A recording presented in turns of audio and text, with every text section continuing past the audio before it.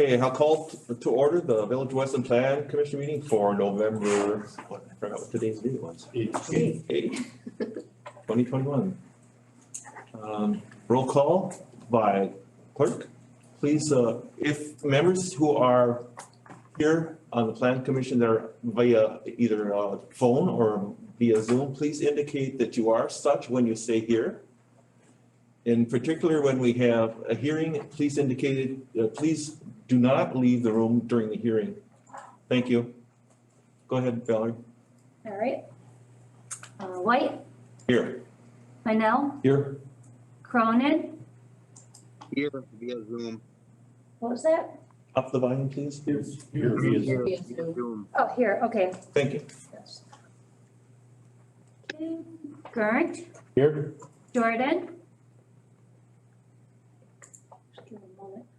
Joe, are you three, Joe?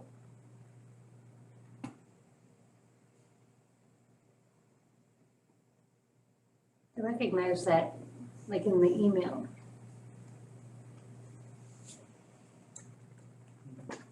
That's what it- Joe Jordan? Here, via Zoom. That's what I thought.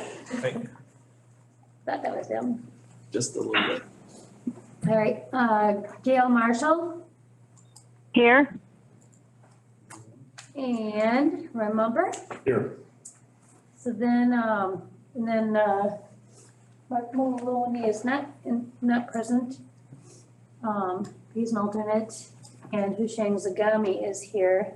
Correct. Will Husheng be an alternate then? She is the ultimate. I mean, Oh, we- will he be participating? Not since we're full. As long as we have a quorum when we go into the one hearing. Yeah, we do. It's all good. So if you want to retain your position as a alternate, you don't have to sit in front if you don't want to. Doesn't matter. I'm here. I'm not Good. voting. Okay. Thank you. We do have a quorum either in person and or by media, either on Zoom or by phone. Okay. Public comment. Anyone who wishes to make a public comment on anything that's on the agenda? If you have a specific comment on something that's on the agenda, you can wait until that time to make your comment. Or if you have a general comment, I have a notice to make a public comment from Jim? Yes, yeah, on a couple agenda items, I think I'm on there, so I'll wait until those agenda items come on. Okay. Thank you. Let's see, anyone on Zoom or phone to make a comment?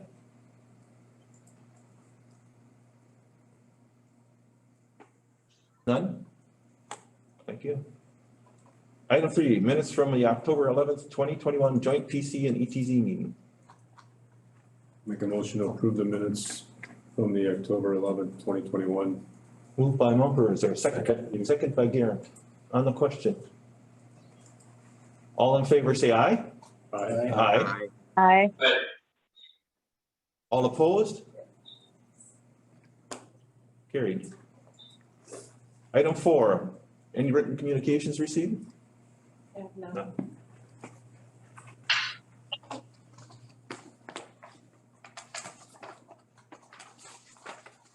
Okay. Mr. Garrett, you are going to recuse yourself during your item that's coming up, are you not? You haven't asked me that yet, but yes, I will. And I am asking you. Usually ask everybody at the same time. Okay. Anyone else have any disclosures or recusals to make at this time? Thank you. Public hearings, if you wish to speak during the public hearing, please fill out the public comment form, looks like this at the desk there. And register with Clerk Parker prior to the start of the meeting. Please log in using Zoom, meeting information listed above, and raise your hand to be recognized to speak. Item 5, zoning maps, conditional uses and related request. Project number 20210361, Denyon Homes at 5309 Schofield Avenue, Weston, requesting a rezone of 5211 Lee Avenue from B2 Highway Business Zoning District to two-family residential zoning district. PIN number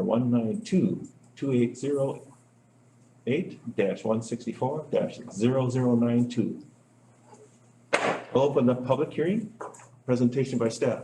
All right, so Daniel Homes has submitted a rezone application for a property they own at 5211 Lee Avenue. It's currently zoned B2 Highway Business. It's on the corner of Mesker and Lee, right there, kind of a three-sided property, Schofield, Mesker, and Lee there.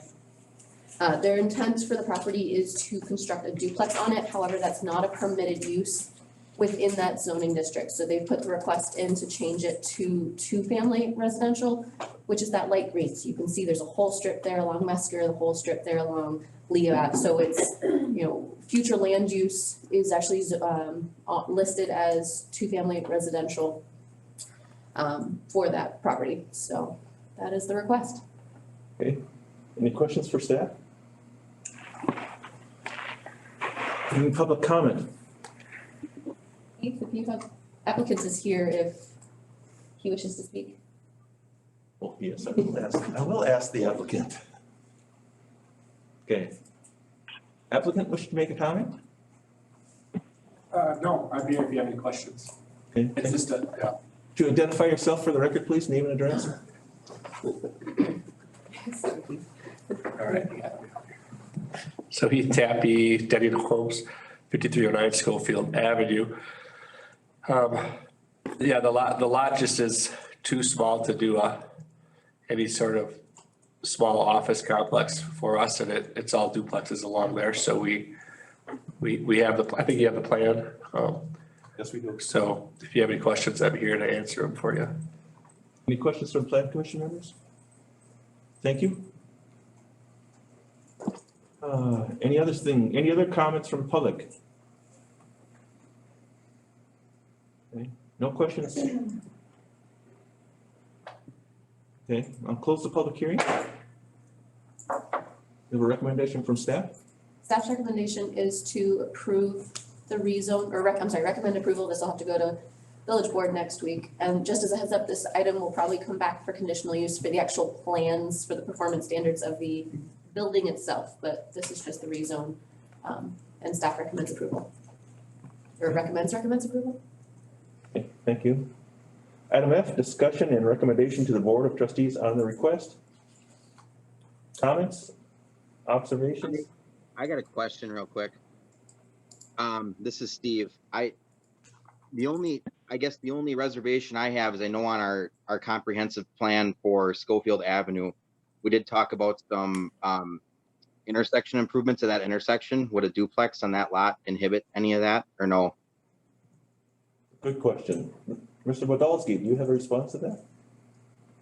Yeah, I don't believe so. I mean, it looks like with the setback and how it's, the house is kind of being sited towards the front. I think no matter if it's a business going in there being built or a house, and I think the thought is someday that might be a signalized intersection. So there'd be room to, add a turn lane or even just put the signal lights in with it as is. So I don't foresee that being an issue. Okay, no further questions. Thank you, Mr. Cronin. Anyone else? Okay. So we have to go through, because it's a rezone, we need to go through the determination. We've done this a few times already. So we'll start out with one. Is the proposed zoning consistent with the comprehensive plan as is required by Wisconsin statute? Yes. Yes or no? Yes. Okay. Yeah. Okay. Anyone else? Yes, chime in. Does the rezone further the purpose and intent of this chapter? Yes. Yes. Yes. Yes. Yeah. Item 3. Yeah. Okay, thank you. Does rezoning address any of the following that are not properly addressed on the current official zoning map? 1, do I need to read them all or member said? If one applies, please mention it.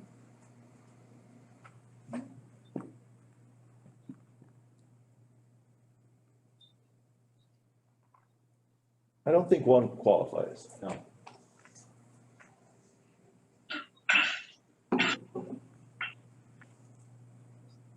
Anything else? Well, it's not big enough to, for the commercial that what it was zoned for, so.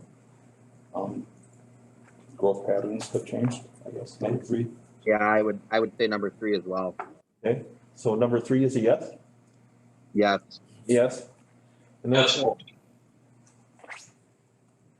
Scale in there too? didn't hear her, sorry. 4, does the proposed zone? Okay. Number 4, does the proposed zoning district maintain a desired consistency of land uses, land use intensities, and land use impacts as related to the environs of the subject property? Yes. Yes. Yes. Okay. So we've had our discussion and recommendation.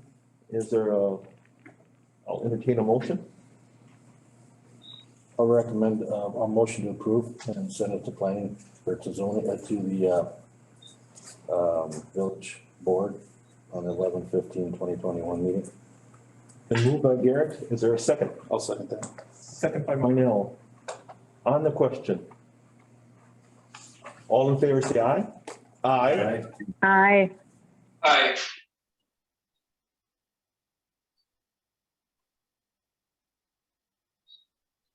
Who didn't vote? I didn't hear Steve. Steve? I got Walter. Aye. Thank you.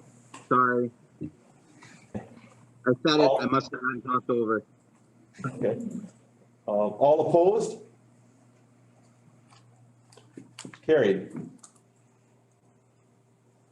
Item 6, project number 20200127, Jim Pencinel, 5002 Arrow Street, Weston, requesting an amendment to the conditional use permit approved on September 14th, 2020 for outdoor and vehicle repair and maintenance land use within the B2 Highway Business Zoning District for a parcel addressed as 3702 Schofield Avenue per section 94.16.06.13.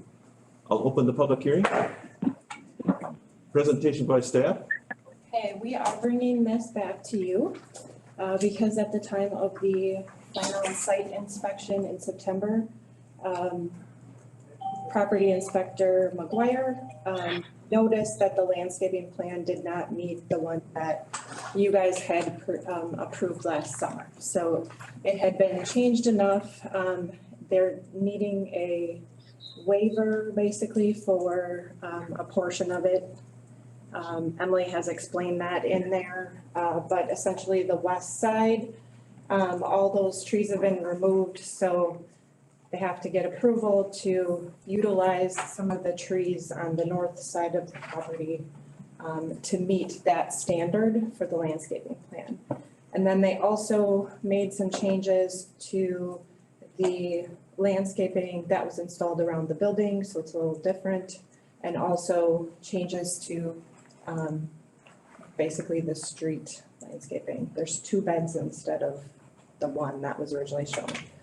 So it was modified, so because it was done as a conditional use, staff is not able to approve that. We had to bring that back to you. So that's essentially the changes. Thank you. Any questions for staff? No, the staff recommendation was blank. We're leaving that up to you. What's your recommendation?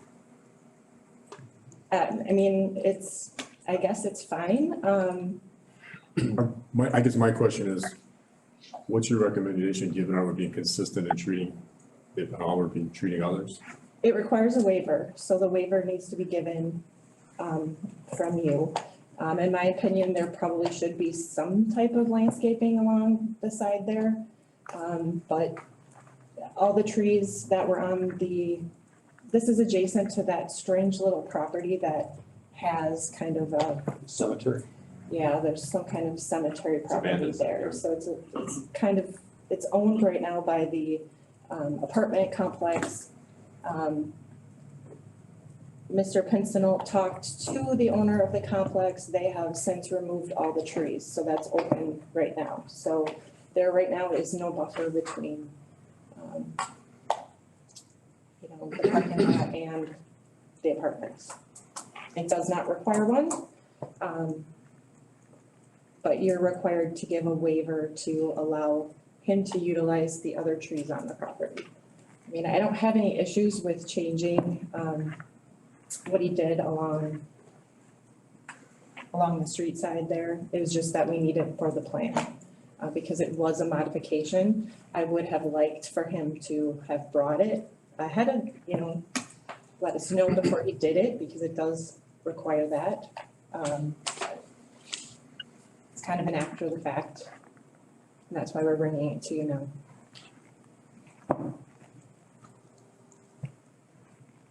In effect, you partially changed what the plan was. Yeah, well, if you look at the plan, it doesn't match at all of what was approved. The landscaping does look pretty nice though. The building, I think, is pretty attractive. I mean, we have the pine trees by my place and I hate them.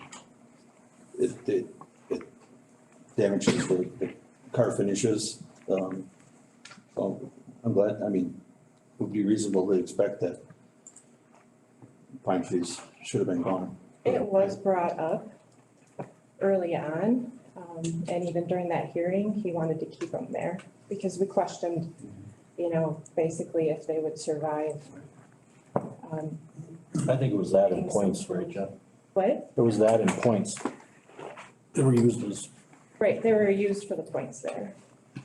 so where, I mean, from what I recall looking at this earlier, where are we sitting on points? It looks like he's done a good job being over in certain areas and those trees are really what's the hindering part right now, correct?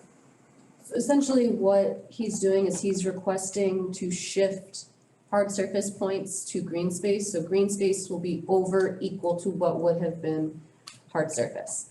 And that's part of the waiver request, is to allow additional green space trees in exchange for hard surface points. Because the green space trees being replaced don't meet the 15-foot distance from the hard surface, so they can't classify as hard surface trees or vegetation.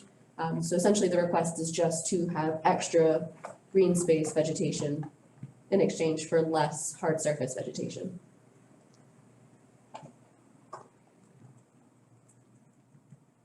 Mr. Pincinel, do you wish to make a comment? I do. Staff is concluded. Pardon? Staff presentation is concluded. As far as I can tell, yes. Very well.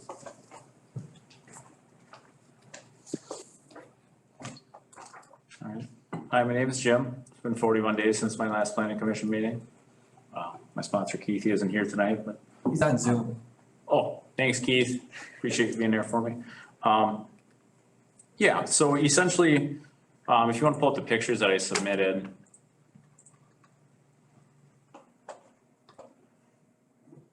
So there were some trees that did die during construction. So the trees that you see behind these three cars, the debris that's on these three cars accumulated in a 24-hour period. Those trees are 20 feet or more, or were 20 feet or more away from those cars. And if you scroll down to, one of them will have a picture of the hood of that Jeep. Every one of those white spots is pine sap, and that's from 25 plus feet away. And I don't know how many of you folks ever tried to get pine sap off of a car, but it doesn't happen easily. It's a costly, time-consuming process, and every car that's parked there every day needed to have. So it cost me $150 to have that removed professionally if we were to do that. And we can't do that. And if that were your car that were parked there and your BMW, your Escalade, or your $100 beater, you probably wouldn't be happy that it looked like it was parked in a redwood forest for a month. So it's not respectful. I wouldn't want my car parked there, and I certainly wouldn't want to park your car there. So we did work with the adjacent property owner. There were even some branches that came down from some of those trees and landed on some cars there. Didn't cause any damage because one landed in the box of a pickup. But if the truck was pulled in instead of backed in, it would have landed on the hood and could have caused damage to the car. So he and I shared the cost to remove those trees that were there. As Jennifer had mentioned, there is no buffer yard requirement between my yard and the institutional property next door. So it wasn't a problem. It didn't break zoning. In fact, the gentleman next door has been removing some of those large overgrown trees from this parcel a couple at a time every year because they're very expensive to remove. So he's kind of happy that we got some of those out of there. It adds a lot more visibility to his parcel and keeps his yard keeps his renters full. The second set of pictures show the landscaping. That's where light poles should live. On the original print, it didn't show any landscaping around the light poles. When the landscaper was there, he looked at the print and showed there were 2 large beds that were shifted toward the street. He said, you may as well just set up an appointment for me in May because I'll be back to replant all that stuff after all the snow and salt is pushed on it from the plow, which I get it. So he asked to move that to the inboard side. And when we moved those beds to the inboard side, now it conflicted with where the light poles are.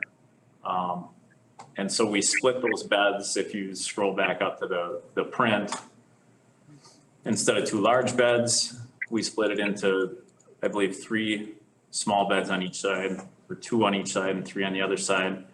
So the surface area is the same, or it's actually greater than. And then we also added landscaping around the light poles, which there wasn't on the original plan.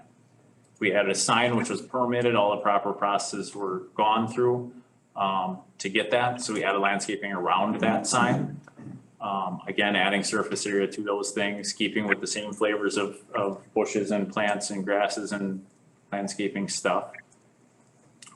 The only problem that we have is on the west side of the lot, because it was causing damage to cars. Even during construction, there was construction materials laying there. One of those trees during a storm in April was uprooted and laying down. If there were a car parked there, it would have been damaged.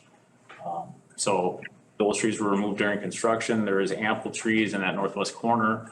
I believe there's 26 of them, 24 of them. The property inspector McGuire was there and took a photograph of everyone with a ruler that meets the minimum 2-inch caliper, which should be on file somewhere in my stuff. So we have enough points for the site. They're just not all in the right buckets. We need to put some of the general yard points. There's more points in that bucket than in the parking lot bucket for hard surface. The last set of photos show photos of the building. I did indeed make changes to the building. What I came to you in, I know I've been here 100 times, but the first time that you approved my plan, I didn't build what was on that plan. If you look at the parapet cap in this picture here, that was only shown as 3.5 inches tall on the print. It's 8 inches tall. That's what worked for structure when they got there. They built it on site and engineered it on site. It was just a conceptual item on the print when it came to you and it was approved. If you scroll down a slide, you'll see or 2 slides, you'll see that piece right there, that blue piece on the top, up a little bit, yeah. That blue piece on the left, that wasn't there. That was supposed to be just naked and it didn't line up because there's a steel stud that goes there. So instead of cutting the steel stud off and making it look wonky, we just wrapped it with glue. So there's minor changes like that. We added lights on the west side and on the north side of the building for safety and security.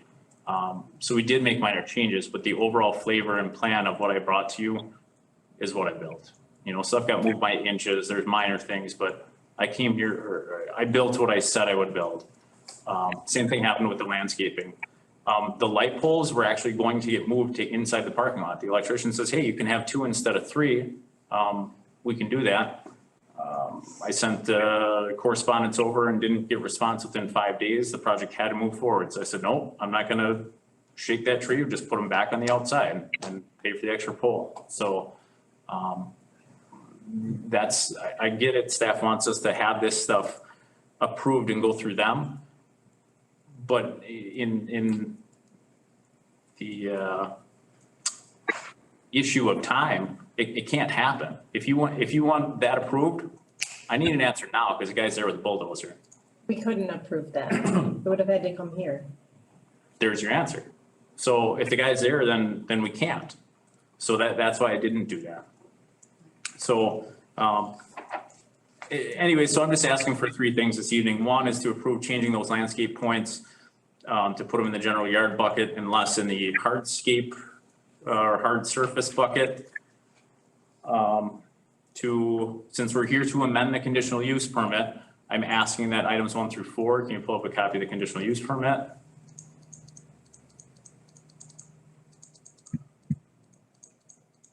I've got a hard copy here for the folks that are here.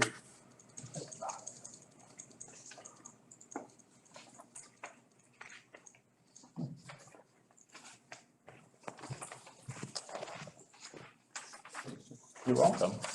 I don't think it's attached, Mike, because we were only Oh. looking at landscaping, Okay. You're welcome. and that's all Stephanie changed. Thank you, sir. You're welcome.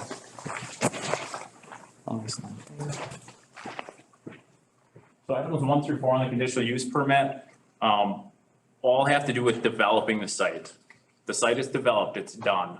I don't feel as though I need a development agreement anymore. There's no need for that. There's no need for my hard-earned dollars to pay my attorney to review it, or all of our hard-earned dollars to pay the village attorney to have him review it and sign it, and to waste staff's time running through and having it recorded at the county.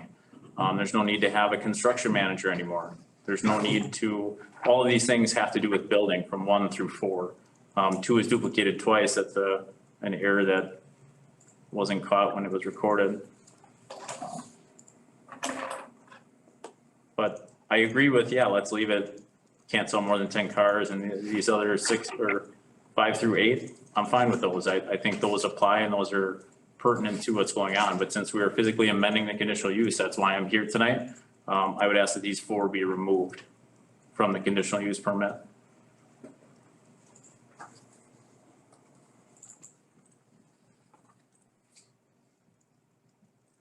Any questions for Mr. Pensel?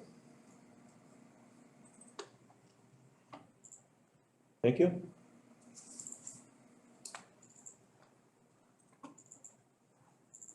Anyone else that wishes to make a comment, either on Zoom, or on phone?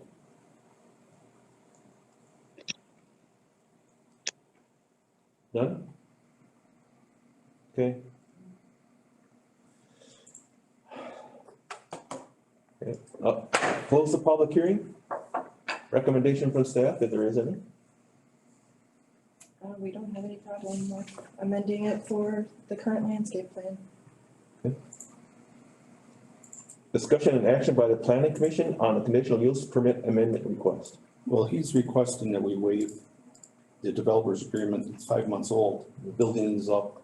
What staff's reply to that request? It doesn't, he's got one on file already, so it doesn't Right. need to have, he doesn't need another one, so. Unless permissions removed, I don't think that's possible. I mean, this, This it is probably what you- isn't gonna look like that anyway, I was just looking, there isn't one in the file. It'll get drafted with whatever conditions you put on it, so, If there is, some of those probably won't be needed. For the amendment portion. So do you have his current developers, the one that's evidently signed and recorded? That one is recorded already, yeah. Is that, what's the difference between that and this one? I'm just curious, I'm just. There isn't Conditional another use one. permit. This is a conditional use permit, so This is those were the one. just conditions on the original one that she copied over to there. So you can remove any of them that you feel are taken care of. This is just an amendment to the original conditional use permit. So basically, this is adding the new landscape plan to it. So if somebody goes back and looks, they're gonna, all the original documentation is attached to that conditional use permit. So this would be then another document that will just have the landscape plan on it. would have the changes that have been, Right. are being requested. The ones that you, yes, if you approve it, then If they that'll be approve the ones attached. that are being approved, if they would be. Go Can I ahead. ask you a question? What happens if a customer, like, say Jim wants to, 2 years from now, he wants to change his landscaping? Well, technically from the code, they're supposed to come in if it's a major change to the site.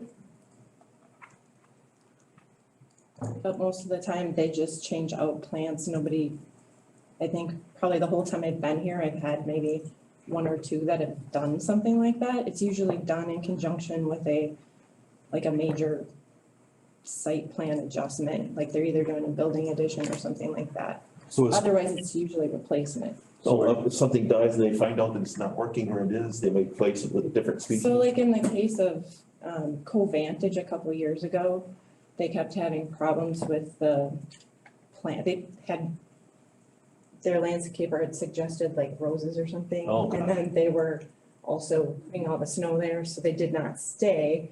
So they came back in and Jared at the time worked with them to find something else that worked better for them. So they just submitted Are you it. controlling the people's landscaping? That's what I'm asking. It's just making sure that they're, So I don't understand how we're controlling their bushes or their shrubs that they're putting in there. If we got a conditional, and the person 2 years later wants to change his landscaping up, we have to be the ones that tell them what. we don't get into it, Gary, unless somebody comes in with a building addition. And so then it's, like I said, it's usually they're adding on, and then we just make sure that they meet for what they're adding on to. I mean, in the past, basically with this, he would have been just required all the way around the parking lot. So the old code, the landscaping requirements were just around the parking lot. And it didn't make a lot of sense, because a lot of times they died right away, because that's where you're pushing snow and things like that. There was waivers all the time on that. So when we looked at this new code, we made it so that they could spread it out and get counted for existing things, and that it was around, you know, the whole property as a whole, instead of just putting it, like, you can see those areas. Most of them are like some of the older areas on Schofield Avenue, you can see where they just have it around the parking lot.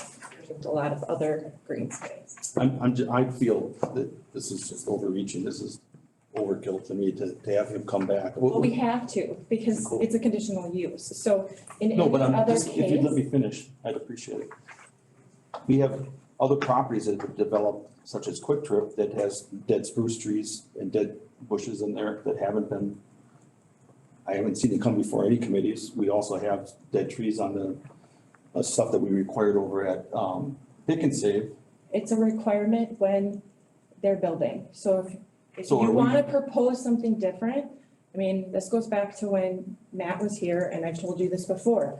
If you don't like something, then you need to change it. Then we need to change this. Well, in what my do you wanna opinion. change on it? You can't just say you need to change it. Are you asking us to get rid of all landscaping? No, I don't think it's that's don't- appropriate response. What I'm trying to say here is, it doesn't seem fair to have the people in Weston have to come in here and pay an additional fee to change some of the minor landscape. And I don't think, I mean, I've driven by this property. I like it. I would like more of it. I just don't think it's, This It's was the reasonable according approval to- process, so well, then we that haven't was, changed that approval set. process. well, then you need to figure out what exactly constitutes, that has to be built into the conditional use permit. Because if this would have been a case where we as staff, that this just went through with staff approvals, we would have been able to make that decision. I've been able to do that. I made it on other projects, like the Weston Dental, which is the Weston Smiles. It didn't make sense for them to have some of the landscaping there. So they were able to ask for a waiver, it was granted. This had a different approval process, it comes I through understand that, you but it doesn't guys. seem reasonable to expect that the commission here is supposed to understand all points of your job in order to make a change. And that's not what I'm saying. What I'm saying here is that this is just But a what little bit exactly too. do you wanna allow us to have the Jen, power to make the decision on? Like, what's minor? is it because, tell me why you were able to do that on that dental or whatever, that other, Because it never came, so is it because it? Only It did have a site conditional plans- use. Didn't have a conditional it use. had a conditional use, so when there's a conditional use or a rezone attached to a project, See, and I got frustrated, I was guilty of it, and got frustrated with you guys as well, because I didn't understand why I couldn't put a garage door in my building that I felt like I was. well, in your case, you didn't have to go through the rezone, but you purchased property from the village. So with the industrial park properties, if we sell, it has to go through plan commission and to the board. That's the only time it does that. So even if they don't have a rezone, then they have to go through, just because it's usually tied to a development agreement and TIF funding. Or it's just because they approved the building, and if there's a change, the board needs to know what that is. So ultimately, here's my opinion when I read this, was there's a bigger beef that has, that is here, right? There's a application that is deceiving, right? That needs to be changed, which is later on in our agenda here. And I think that just spurs some people getting angry, right? And it spurs staff probably be short with them as well, and it's been probably going on for a long time. So we just need to get past it, right? So are we we were understanding that those trees were being counted in as points the first time around when we were here, us as planning commission members. That was points on the, now, are we okay with moving those points and using his trees in the backyard? That's something for the plan commission. That's something we need to address and move, and we just need to keep moving forward with it, because we're just gonna keep bashing and getting angry about it. I think you're right. This I is think Steve, this- can I say something? Who is this? Steve Cronin. Steve Cronin. I just want to say, I made a point to drive past that property on my way out of town for vacation last week. It was actually one of the last things I drove by, and I did not think the landscaping looked bad. I think it looked fine, and I think Jim brought forth some pretty good points tonight when he talked to us. So, for those reasons, I'd like to move to approve the amendment to conditional use permit number 202-00127 to shift 1,250 landscaping points from hard surface category to green space category and accept the landscaping plan as presented at 3702 Schofield Ave. Motion by Cronin. Are you gonna, Second by Mumford on the question, I'll ask you, Steve, if you wanna, take the 4 items out of the developers agreement, or does staff feel that they're fine with just taking it out, or I don't know if that has to be in the motion or not. That could be taken up as a separate motion. I guess, to tell you the truth, I'm looking through the documents here. I'm not 110% sure specifically what 4 points we're asking about here.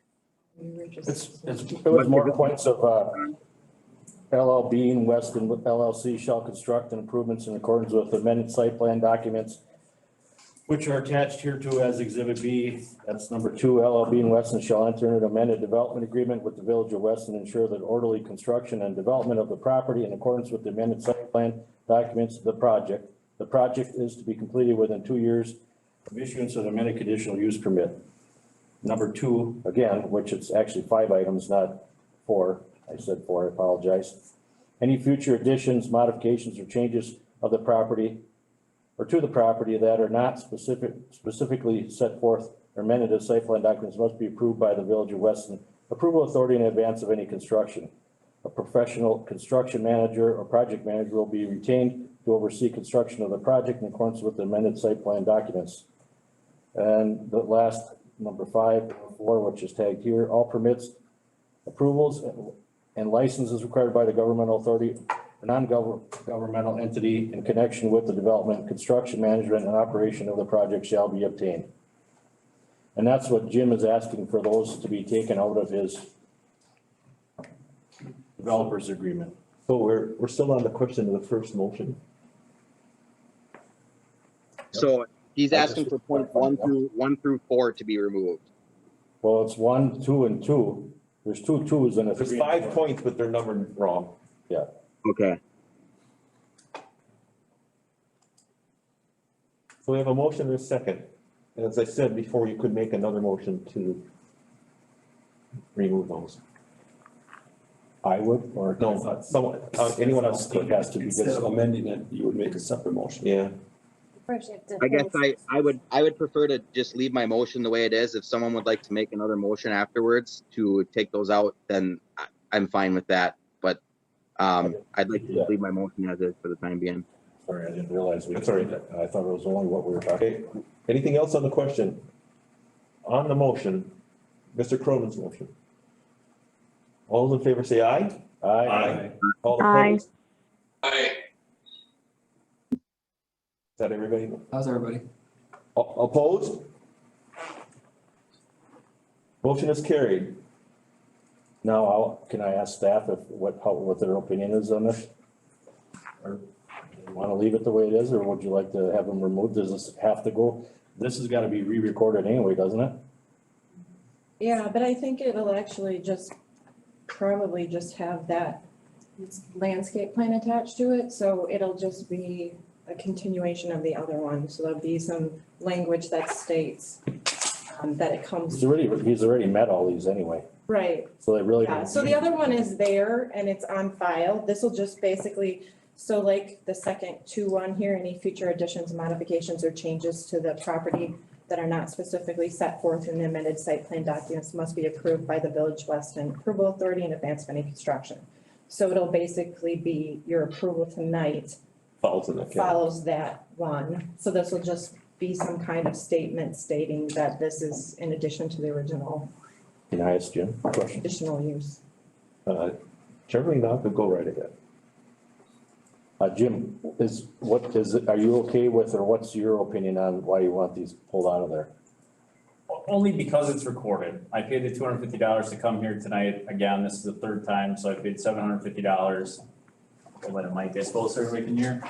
But because it's been recorded, and since we have to amend it, we're going through the process to amend it, let's remove the stuff that has to do with the development agreement. Because I've been contacted not less than probably 8 occasions by village staff and a village administrator to sign an updated developers agreement. If you look at the date on this thing, it was accompanied with an updated developers agreement, I believe in June, because the original developers agreement was recorded incorrectly. It had the wrong set of plans on it. And it got recorded at the county, then it came back and hey, we need the new set of plans. So they had the new set of plans on it. I'd have my attorney review it. It went to the village attorney. That was in June. It didn't come back until August 20 something. Right about that time is the same exact time. The day after I got that, I got a letter in the mail that says, oh, we're changing your road name. I said, well, gosh, it's a good thing I didn't sign the new development agreement because we're going to have a new road name. So we're going to have to redo the development agreement with a new road name. And then that got strucken down, and in that 1 week time frame, I also got occupancy of the building. The building construction was complete. So what do we need a developers agreement for? Like that stuff can go away. Let's simplify this so that I'm not in violation if I do something, or there's no, it says for professional construction manager, there's no start time, end time on that. I don't want anybody to come back to me or me be in violation or my conditional use to be in jeopardy because I'm not following something on here that has to do with when we were building the building. The building is built, let's simplify it. Let's put the 4 or 5 blocks, whatever's left on there after we get the, the don't sell more than 10 cars. I'm good with that. And these other things, I'm good with that. From 5 down, let's keep that. The other stuff, I don't agree with. It doesn't need to be in there. It was in the original one. It's already recorded as such, but November 8th, we don't need that stuff in there anymore. We're here to amend this, to add the landscape plan to the newest, latest, greatest plan, to accept the building as built.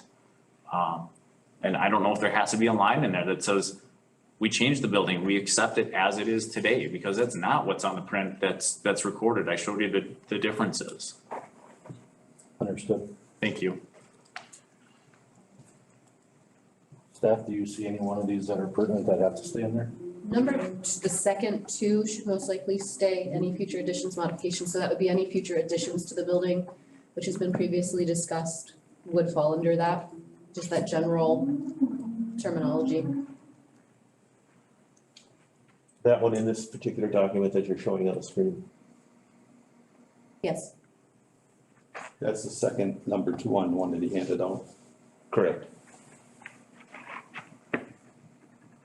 Okay, so which one should we go if I make a motion? Am I going off the one that's up there or the one that he handed out? What's the date on the one? This one is signed. Sure, mine is signed too. I just didn't print the whole thing. This was the one that said it was recorded December 29th. So that was the original First one. The original conditional use was amended. Okay. I was This just is trying to find something amendment fly. to the amendment of the conditional use. You're fine, Michael, leave it up, there's just the one added, They added a second number 2, which is LB and Weston shall enter into an amended development agreement. So you can remove the first number 2. We can also remove number 3, and then I would leave the rest. And number 1, Number 1 is needed because you just amended it. the development agreement? the Number landscape. 1 The is the landscape plan. And your building. So it's the amended site plan documents which will be attached. So exhibit B will be the landscape plan. Very different. Well, it's different on the paper and on the screen. I'm Number 1 on the looking screen at says one. the amended, the one from the last one, the amended one, which is what we'll use. bit of document problems here. We don't know which document. Okay, That's here we it. go. That one needs to stay. Keep one. Keep the second two. That's the one Jim passed out. So this is the amended conditional use after the last review. 1, 2, 4, 5. So we're talking about keeping one, the first two, and eliminating keeping the second two, eliminating the first two, and 3 and 4. Is that correct? Jen is wanting to keep 4. Pardon? I believe Jen is wanting to keep 4. Yeah, that one can stay.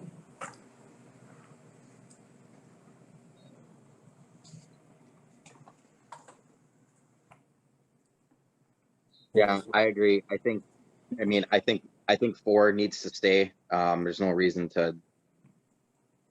It literally says that all the documents shall be obtained. I don't see a reason to get rid of documents. Okay, so I'll make a motion. Can I, before you make a motion, Okay. can I interject one thing?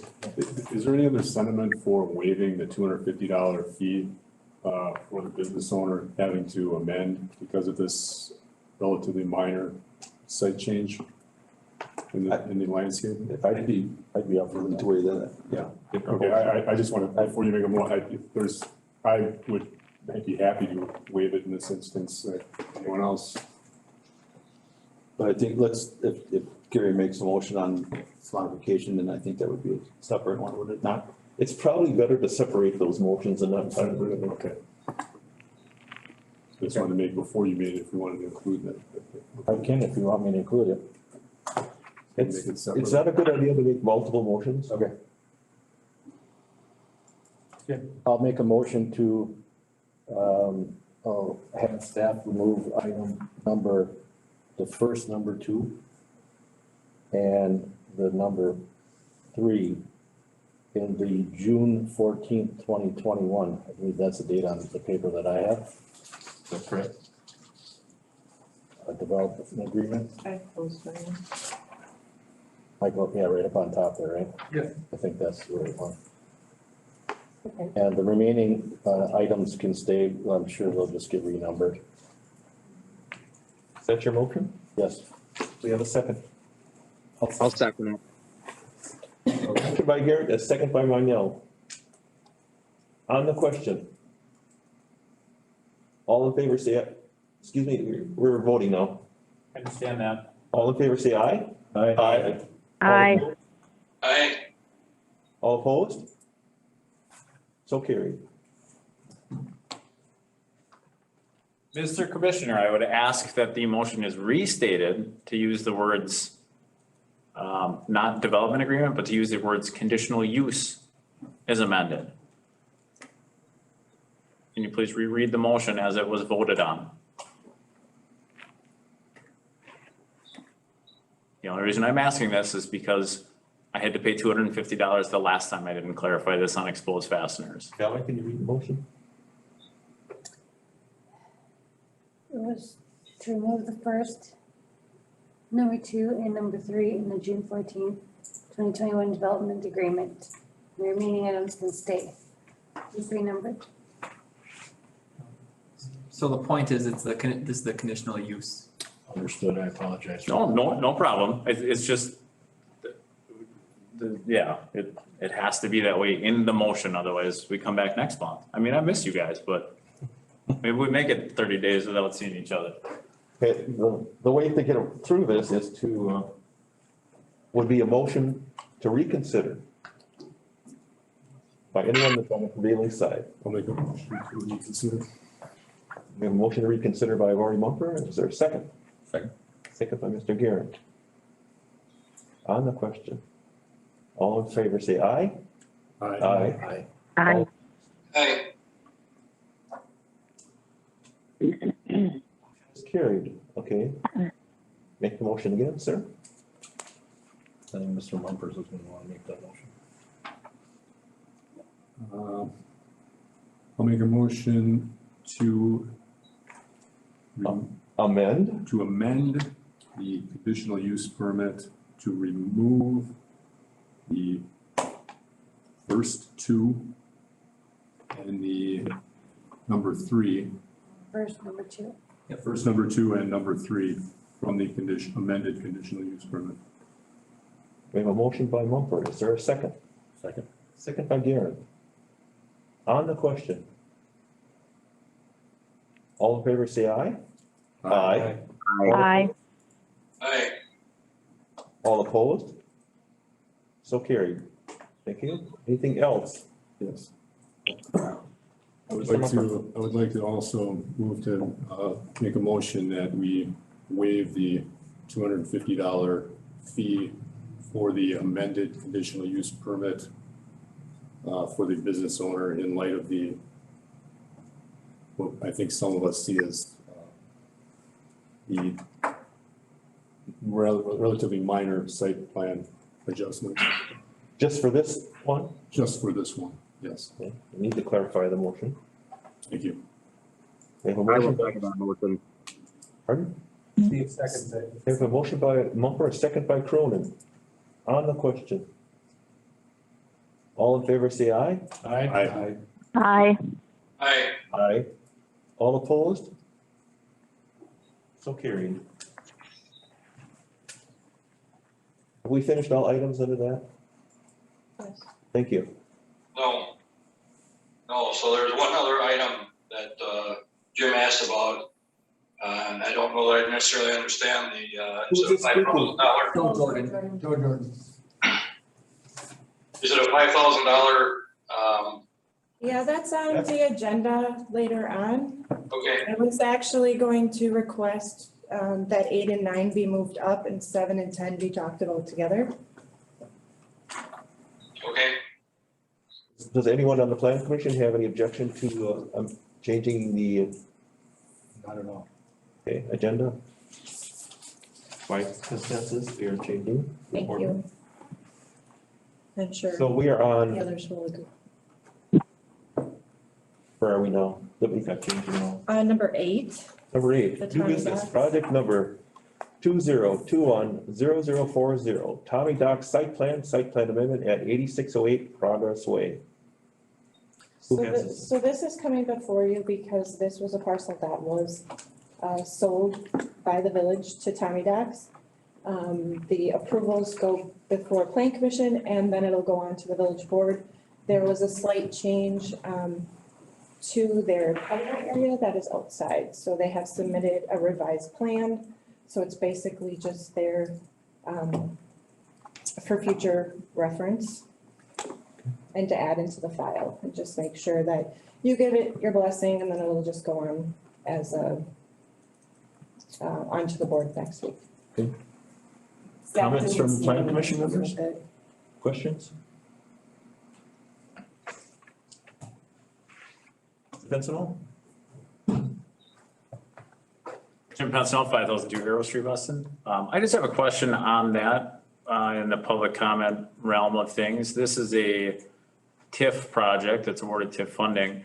This is the second amendment to this plan, which I think the first one was removing lighting. But when we've removed some of this patio, does that impact the overall project assessed value at the end so that the village would get their the return on their investment, if you will? How does this impact, or how have these other changes impacted the end assessed value of the project? It's a pay-as-you-go project, so essentially if they don't meet what they told the village when they asked for the land sale, they wouldn't get the money. And to be respectful of that, I believe this is, the cost of this is gonna be more than what the original was. I didn't ask for cost of the Yeah, we difference. I mean, we have a very short distance for a patio there that's going to a dock where the new plan that they have submitted. It's like it's being long. Patio is being shortened and they're adding a walkway. Yeah. The first one is the amendment, the second is the The original. Apologies, I realized I had it backwards. Actually, more walkway in the. There's more walkway. Yeah, that's what I'm saying. There's actually, they're adding more to it. Okay.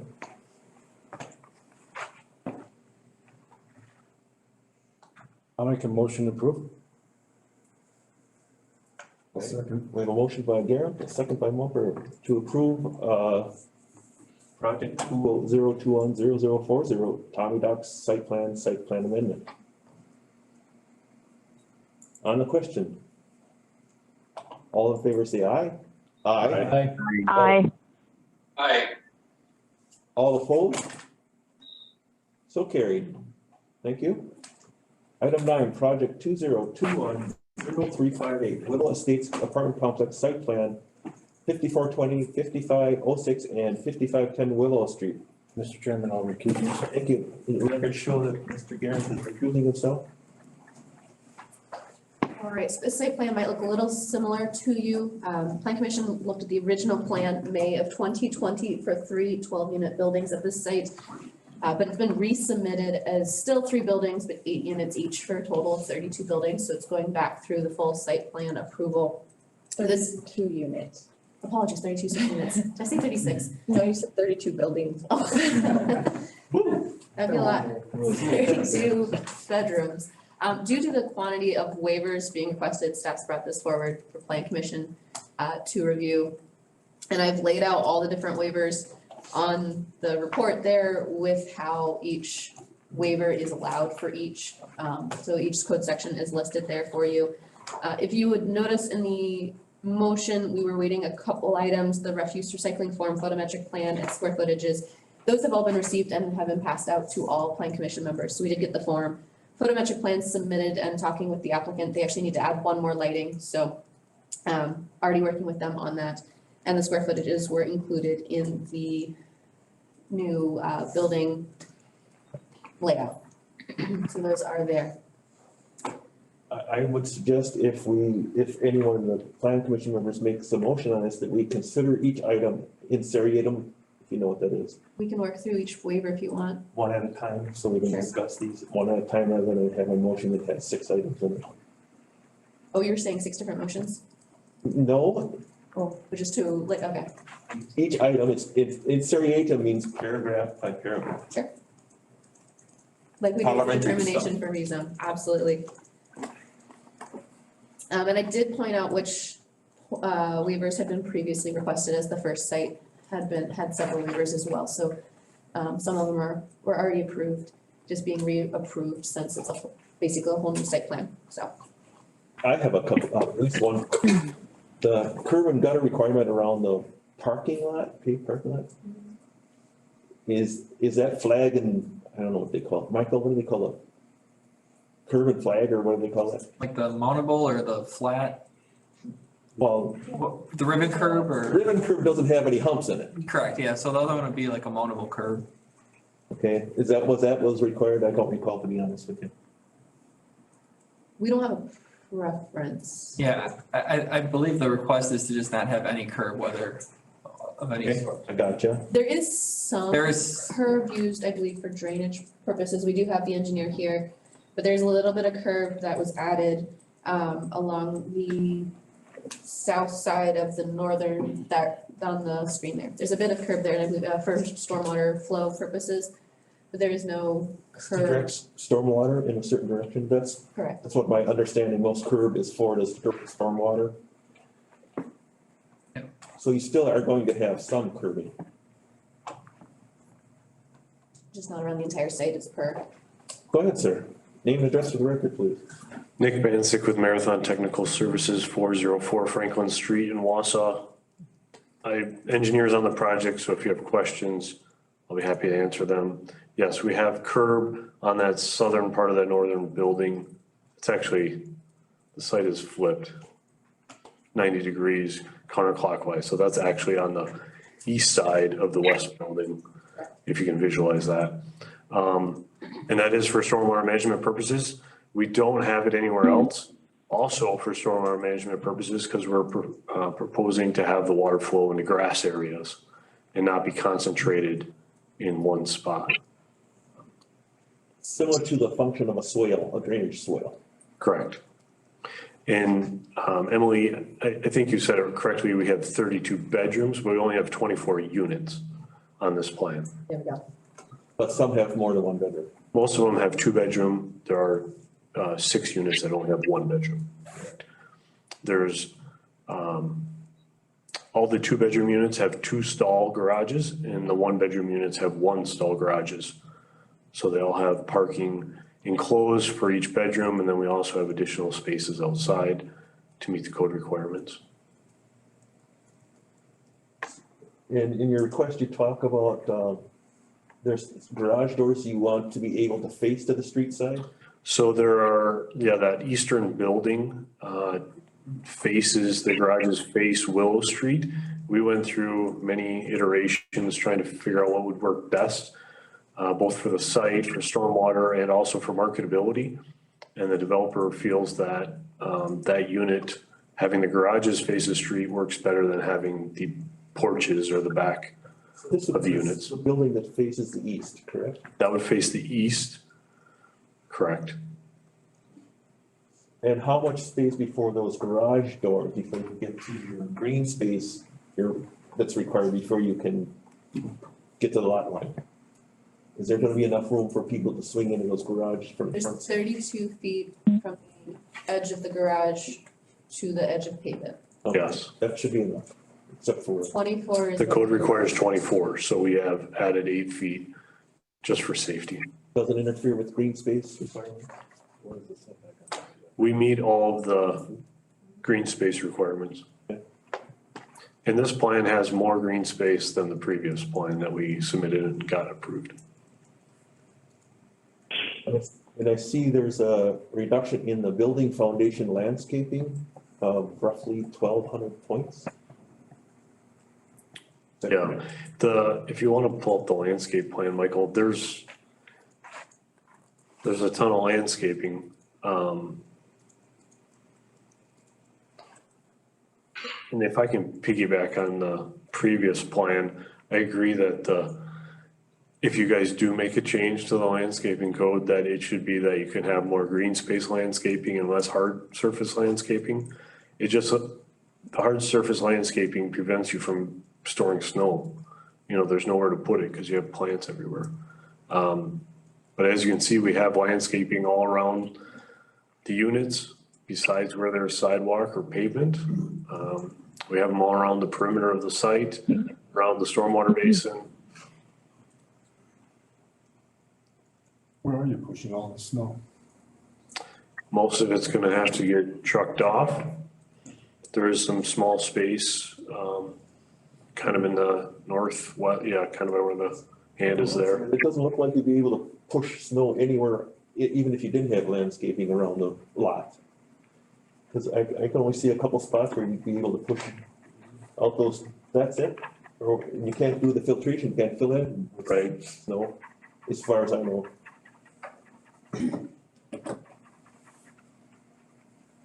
Was there, I think I had my questions answered. The other question, that reduce the buffer yard area from 25 feet to 15 feet?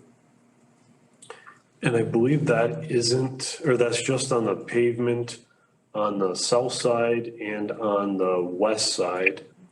The south side being the left side of the screen as you're looking at it. We just extended those driveways a little bit into that buffer area on both sides, so cars can back out and get out of the driveway.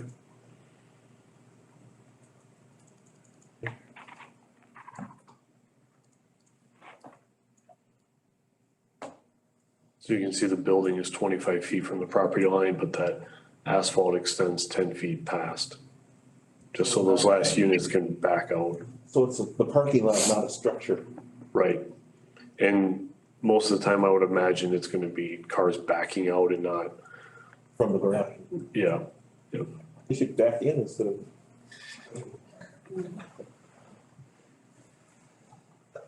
I'll leave that up to them. It's an old law enforcement trick. Never pull in, always back in. Okay, any other questions on any items?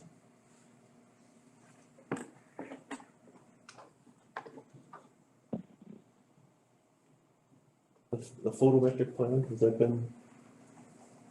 You have a copy in front of you. The photometric plan, there will be one more pole light being added to the 6 stalls in the front along Willow Street. That's this? It is the loose sheet on the very back of the paper clipped packet, so there's a photometric plan for you. Scott did take a look at it and it looks fine, Right, okay. minus the missing light, but already talked to the applicant and working on getting that So taken care of. that provision has been met, so Correct, that one's been, thank and you. I will update my files when I get back to my desk.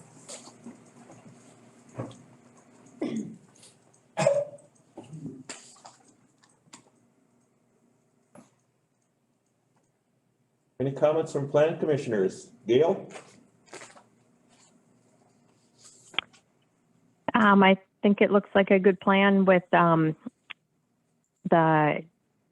green space. I can see the problem that he brings up with, landscaping and the snow removal, so I guess I don't see anything wrong with it. Okay. Mr. Cronin? The only question I have, I'm just curious, nobody has said anything about the security cameras. What's the reasoning for those wanting to be excluded? Does waive the requirement that cameras be installed in the parking lot and at building entrances? Do we have an answer, sir?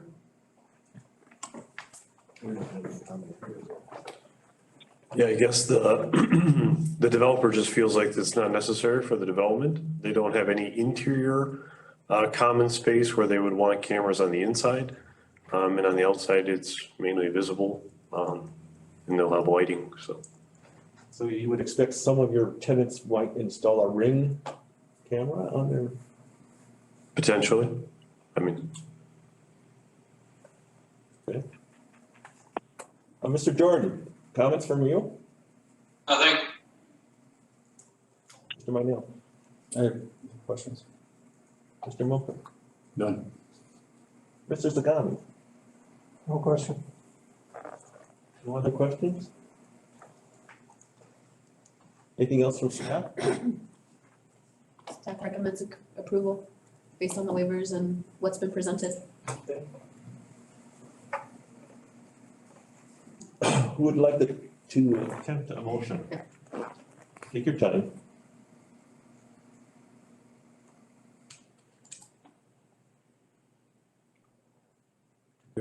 I'll move to approve the site plan for Will Estates with the condition a completed refuse and recycling form, photometric plan, and square footage of units can be submitted and the following items waivered. Waive the curb and gutter requirement around the paved parking lot. Waive the requirement that the dumpster be located no closer than 30 feet from the property line as well as in front of the primary building. Waive the requirement that cameras be installed in the parking lot and at building entrances. Waive the requirement that garage doors not face the right of way. Reduce the building foundation points from 3,024 to 1,846. Shift 1,575 hard surface category landscaping points to green space category and utilize green space points in the buffer yard area. Reduce the buffer yard area from 25 feet to 15 feet and waive the architectural stamp requirement. Okay. Is that your motion? And that is my motion. Okay. Moved by Mocher, I'll second it. second by Minell. Since it was so aptly stated, I don't see a reason to take it in seriatim. I have a motion and a second. On the question. All in favor say aye. Aye. Aye. Aye. Steve? Steve? Aye. Okay. All opposed? So carried. Thank you. thank you. I could, record indicate that Mr. Garrett has returned to the table.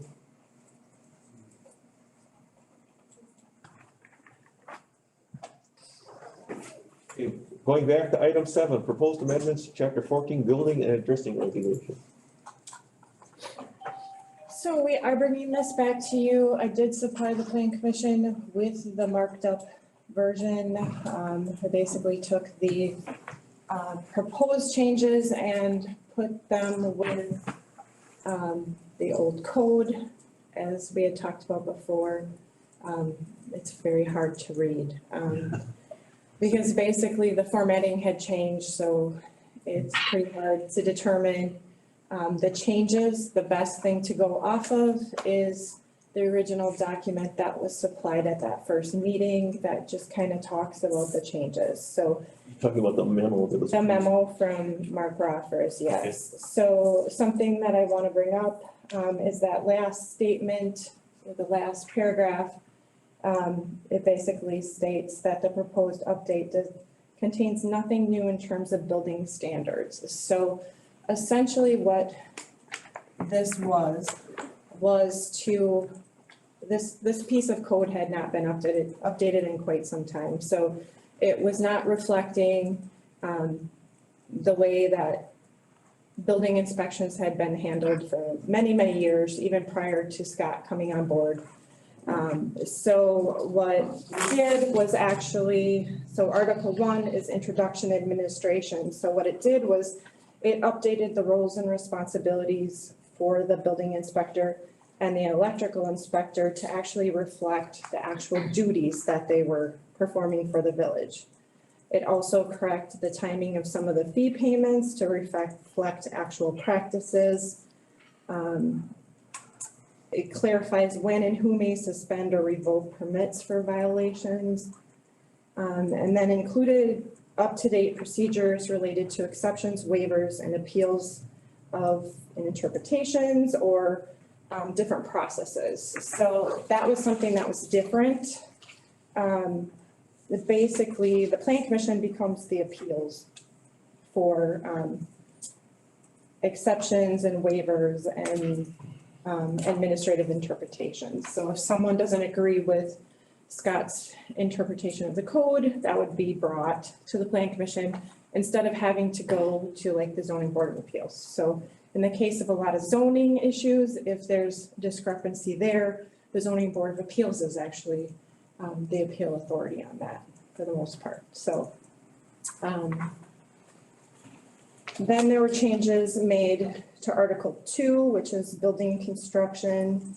So it clarified which type of structures the building code and different provisions are and are not applicable as guided by state law. List prior approvals that are often necessary before obtaining a building permit. For example, like site plan review for new commercial buildings. Clarifies required contents of a building permit application based on what is currently being required and what is useful in application review. And it also clarified the timing of inspections, including language allowing construction to proceed if inspections do not occur within a required timeframe. It also included updated references to the Wisconsin Administrative Code chapter, something that was lacking. Article 3 is the plumbing, electrical, and HVAC. It clarifies which type of projects different provisions are and are not applicable. Lists the qualifications for persons wishing to obtain a plumbing or an electrical permit.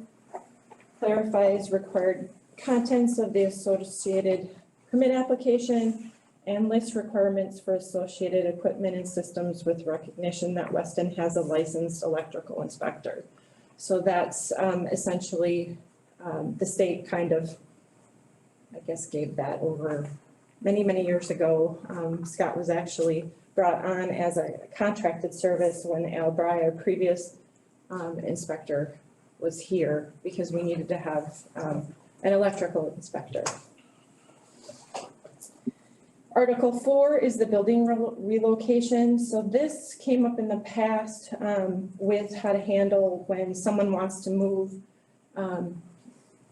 property into the village and actually site it. And then, or just move it through the village. So that needed to be updated because we found some contradictory language in there. So it created a new article specifically for building relocation and relocation permits. Currently, these are folded into another section where they are difficult to understand. It clarifies when a relocation permit is required. Buildings moving from or to a spot in the village versus an oversized overweight permit, which is basically moving through the village, like I said. Expands upon the required contents required for a relocation permit application and the associated permit due to the various hazards that can be created by building relocation. Article 5 is the building demolition, so it performs similar functions as the updated Article 4, but it's related to demolition or raising of buildings. I have a question on that one, Jen. There was recent information I think you got from the league, or I can't remember what it was, where they talked about insurance companies being involved in the raise orders on homes.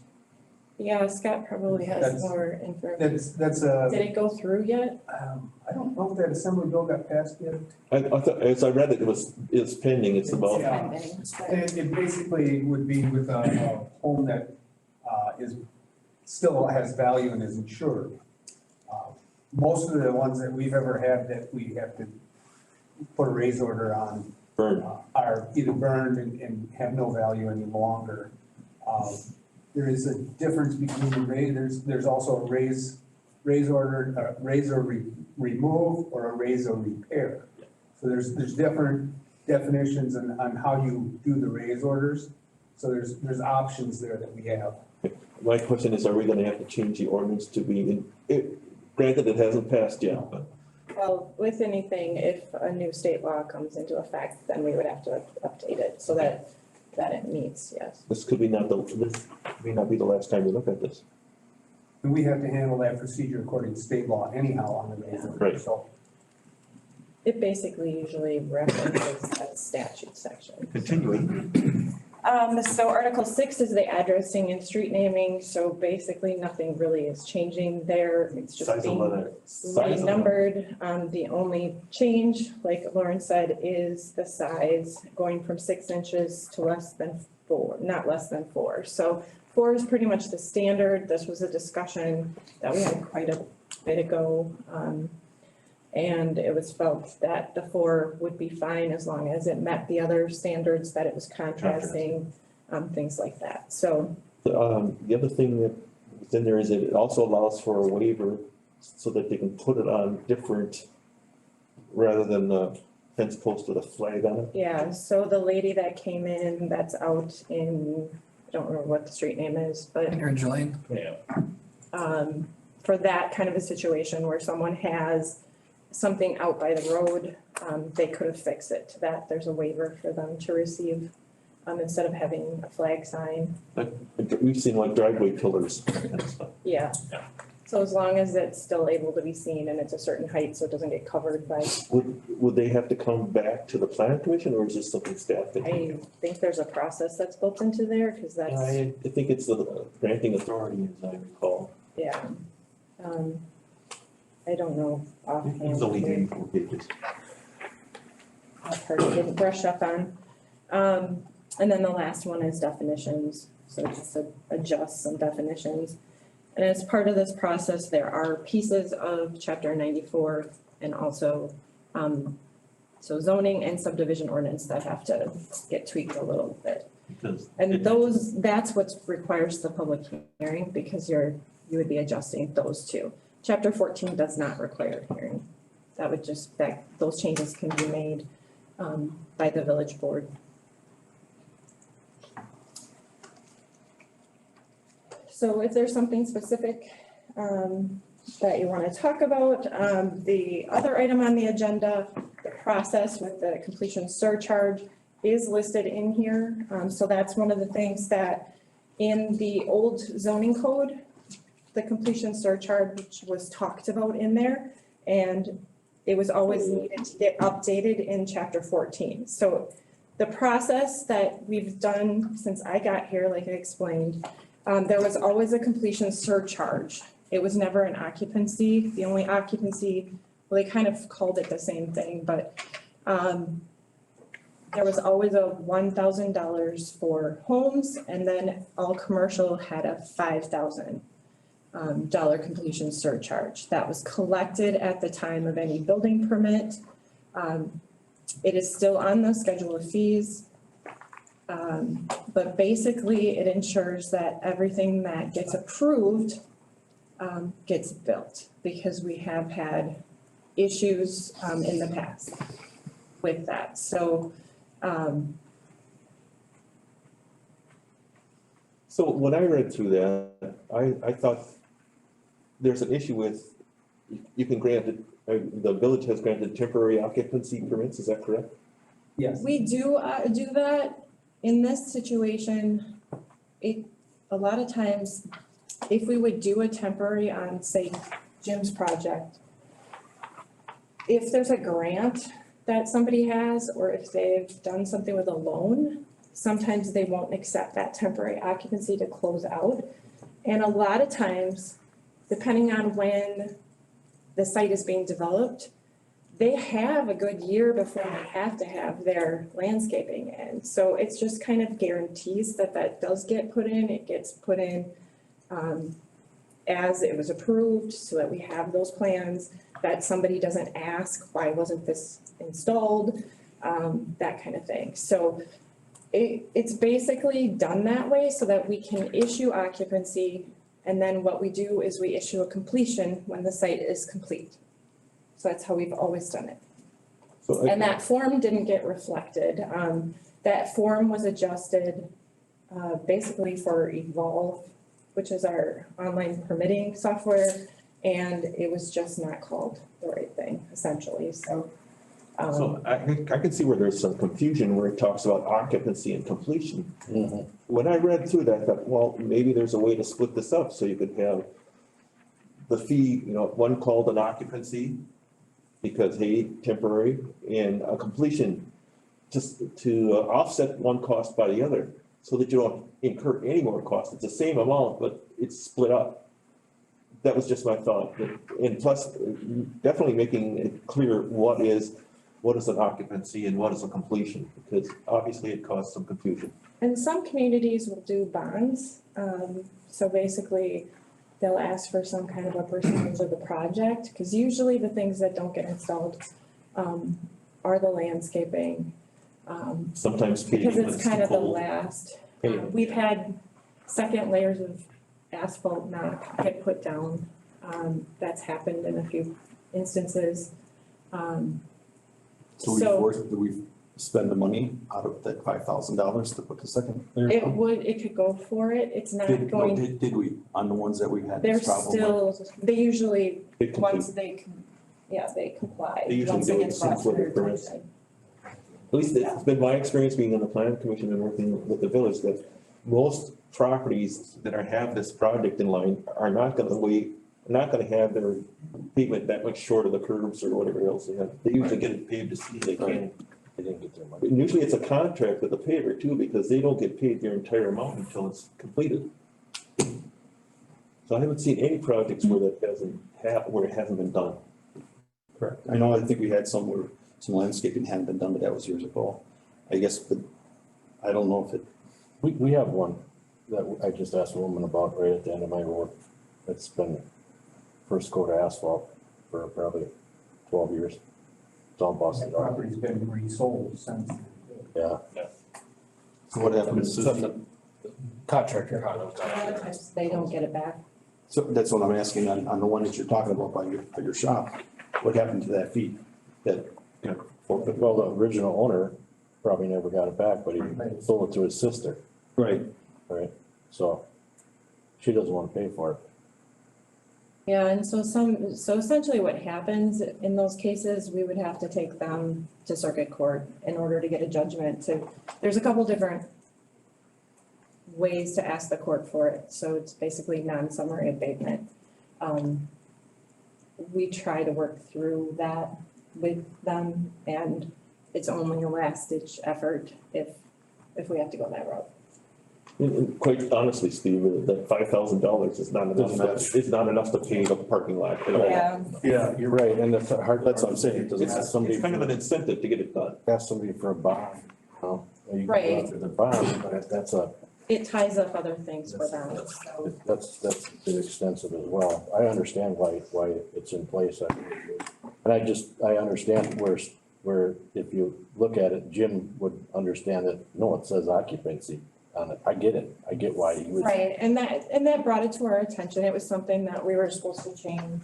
That was something we I knew. don't know, has staff seen that besides, let's say, the one on the storage units? Have you seen any of them that have not completed or? No, that was, Have a second lift. yeah, so that's one of the reasons that Roman was brought on. Because essentially, I was bringing everything to plan commission to get it approved, Scott was getting the building permits, and there was never that after, because I didn't have time, because things were just coming in, to go back out and check everything all the time. So that's why Roman's property inspector position has been created, so he actually goes out on site and follows up. And the hardest part, especially for acquiring curb and gutter, a lot of the water just sits in the parking lots and it just prematurely freezes and busts up the parking lots. So, that's, What do you mean where they don't have the second layer on? I can't get up to the stormwater. Right, so it just sits on pools and it creates, number one, in the wintertime, it creates a hazard because it freezes and it's all ice. And then when it starts to thaw, it's a soft spot, it's a bad situation. It's a bad practice not to put the second layer on, but if you can't, you can't. I mean, the plants here close down. Yeah, but when you got people that have been in there for 5 or 6 or 7 or 10 years, there's more than the plants that are closing down in the fall. You know? Yeah, so essentially, before COVID hit, Roman had been actually working with Jared. We have to kind of give them a couple of years because their building permit is good for that, and they also get a year for landscaping and their finals. So they were actually, prior to that, he was working at, so that was 20, we were looking at what, 16 and 17? And then you were gonna get into 18, but then COVID hit, and so we kind of scaled that back. So we are following up on that. But now we just want to get the process out there to how you want us to handle it, but And legally, like say for instance, on the one with the condos down on the end of the road, they bought their condo with second layer asphalt on it. They really have a claim against the prior owner, you know, but. And I think that whatever decision comes from the plan commission, that we should make sure all our related forms are consistent and updated as soon as possible. yeah, so we just want to know what you want us to do for the process, and then we will make the adjustments. So we did not take action on the proposed amendments to chapter 14. They all kind of feed in because it They does do. talk about that too. The completion surcharge is actually talked about underneath the fees and reimbursement costs in there, so. Okay, getting back to item 7. Comments, discussion? Mr. Pincinel. On the Jim 5020, on the chapter 14 amendments, it talks about permits being required for any telecommunications additions. So if Platinum Investments, if one of their tenants wants to put a Ring doorbell up, do we need a permit for that as a telecommunications improvement? I think it's too broad, or we talked about this the last time where it wants a permit for any plumbing. Well, actually, what gets permitted comes off of whatever the board puts underneath their schedule of fees. So right now, some of these exist in the current code, but they're just not, we're not permitting for them. Use it under the An schedule. example be like a large microwave dish that you put in your backyard. Yes, no? It's for telecommunications facilities such as cell towers and so forth like that. Something like Cellcom, Verizon, Frontier, TDS, whatever.